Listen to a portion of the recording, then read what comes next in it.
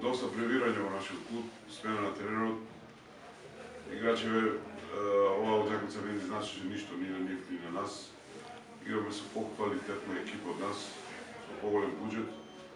Така да, моите играчи, мотивацијата беше на нула. Мислам дека одигравме добро. На крај заслужено изгубивме и се опростивме од фидбал клубот.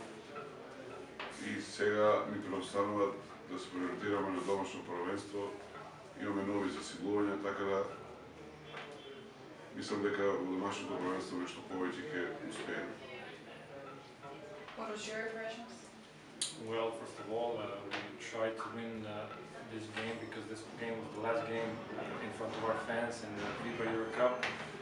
Obviously, there is a difference in quality between us and them, and although this game was not any significant competition. Meaning, we tried to win, we move on. We are turning ourselves to Macedonian League, so it will be full attention on that now. Next game with MZT away.